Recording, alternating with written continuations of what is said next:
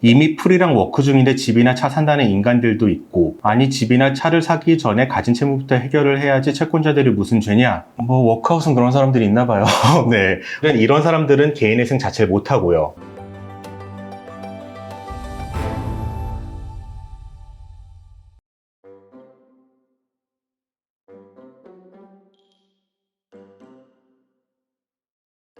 촬영 날짜 기준 어제 뉴스 네. 하나 떴어요. 네, 아주 화나는 뉴스가 떴습니다. 개인회생 하기 전에 네, 명품 사치를 하고 회생을 한다, 뭐 이런 그러니까요. 욕이 엄청 많아요.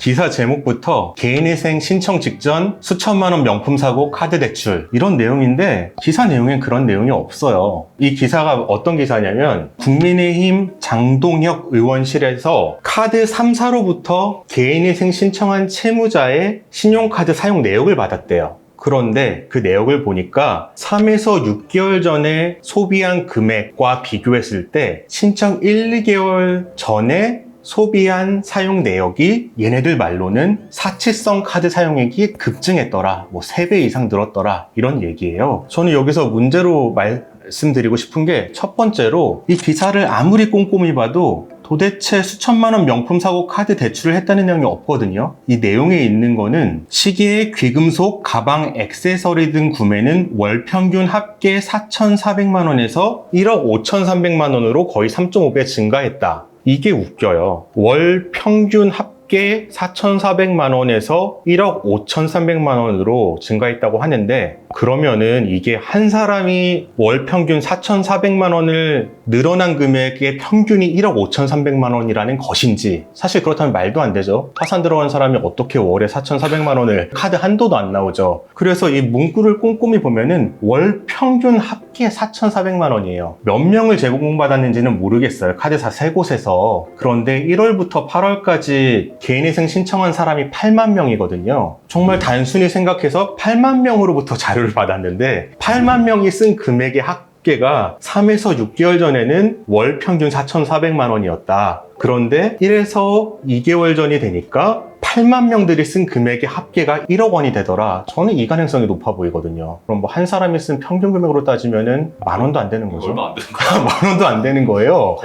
근데 이거를 사치성 소비라고 하고, 유흥주점도 마찬가지예요. 8만 명이 쓴 게, 카드 3사에서 8만 명이 쓴 게 1,300만 원에서 3,900만 원으로 늘었다. 당연히 소비가 늘어났으니까 신청을 하겠죠. 그리고 미용 피부관리, 사실 이거를 사치성 소비로 할 수 있나? 8만 명이 미용 피부관리에 2,100만 원 썼으면, 이게 2,100만 원 쓴 게 많이 쓴 건가? 라는 생각이 들고요. 이런 것도 있어요. 개인회생하는 사람들을 보면은 돌려막기를 해요. 돌려막기를 하는데 더 이상 대출이 안 나오면은 일부 사람들은 카드깡을 해요. 저는 여기 시계, 귀금속, 가방이 카드깡으로 보이거든요. 가방 한 100만 원짜리 산 다음에 당근마켓 같은 데에 한 90만 원에 파는 거죠. 그리고 그 90만 원으로 뭘 하느냐? 빚 갚아요. 카드값 갚아요. 이런 내용으로 저는 보이는데, 제가 수많은 의뢰인들을 상대해 본 결과로는. 그런데 이거를 이렇게 자극적으로 기사를 편집해서 내보내다니, 참 카드 3사가 요새 개인회생 때문에 골치가 아프구나, 이런 생각도 들고, 개인회생에 진짜로 이렇게 사치해서 들어간 사람이 있으면은 그 사람 같은 경우에는 그 사치로 지출한 금액을 다 변제하게 법원이 청산가치에 산입하라 라는 보정명령을 해요. 그래서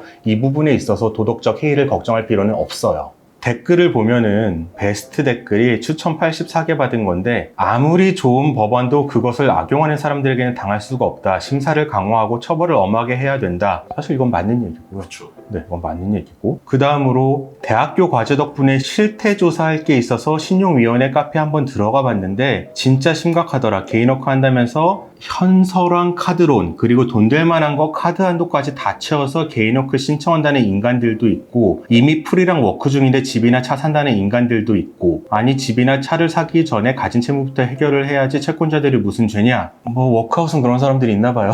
네, 이런 사람들은 개인회생 자체를 못하고요. 그 다음에 이런 거 다 없애라 라는 게 이제 세 번째 베스트 댓글인데, 이거는 사회 보험적인 성격이라고 생각을 해야 돼요. 누구든지 이런 상황에 처할 수가 있고, 지금 이런 댓글 쓰신 분도 정말 운이 없어서 이런 상황에 처할 수가 있는데 누구든지 사용 가능한 사회적인 보험 제도가 있는 것이다 라고 생각을 하시면 되지 않을까. 왜 이렇게 뭔가 악의적인 기사가 나오는 걸까요? 전에 얘기를 했죠. 개인회생 제도를 하면은 국민들의 세금은 전혀 안 쓰여요. 여기에 쓰이는 돈은 오로지 채권자들의 돈, 채권자만 손해를 보죠. 그 채권자 중에 제일 큰 집단이 신용카드 회사. 신용카드 회사가 올해 들어서 작년보다 개인회생 건수가 한 40% 증가했다고 하거든요. 그렇게 증가하니까 어리석은 판단을 한 것 같아요. 의원실에 로비를 하고 조선일보를 통해서 기사를 내보낸 것 같은데 이것 때문에 사람들이 개인회생을 더 잘 알게 됐어요. 뭐 사치성 소비에도 회생된다더라 해서 귀가 쫑긋해가지고 오히려 더 많이 알려지게 됐으니까 저는 잘못된 판단을 한 게 아닌가 생각이 들고요. 아무튼 미국도 그렇고 우리나라도 그렇고 이 개인회생제도, 파산제도에 대해서 도덕적 해이라는 프레임을 씌우는 거를 굉장히 좋아해요. 그렇게 해야지 사람들이 개인회생을 안 하고 파산도 안 하고 그리고 그 안 하는 이유는 사람들한테 손가락질 받을까 봐. 저렇게 손가락질 하는데 아 저거 어떻게 해?